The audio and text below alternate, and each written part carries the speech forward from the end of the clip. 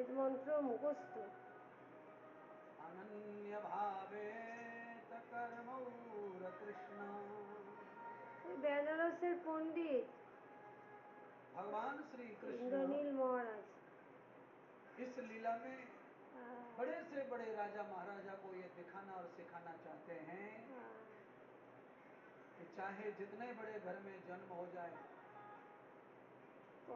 चाहे जितने बड़े सेठ के घर में जन्म हो, पालन हो, पर गाय की सेवा तो बचपन से ही हमारी आदत होनी चाहिए। কৃষ্ণ দ্বারকার রাজা গৌমাতাকে সেবা করত।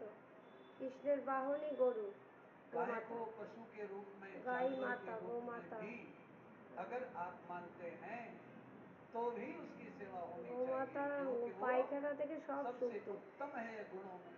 রুটি দিচ্ছে। हमारे लिए तो माता का दर्जा है, माता का स्थान है। যে কটা খেয়েছে पर সে कोई কটা उसको আবার इस উঠে कैटेगरी এসছে। में भी नहीं তখন मानता ওই हो माँ কথা। के रूप में, तो भी वो গোমাতা उत्तम है।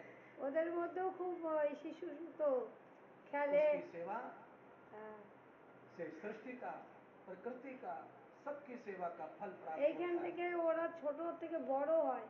হ্যাঁ, ওই शाम যে हो गई, উনি लौट कर नहीं आए कृष्ण, গুরুদেব দরজা খুলে দেয়, সব ঢোকে একসাথে লাইন দিয়ে। क्योंकि लौटने के लिए गए नहीं है तो लौट के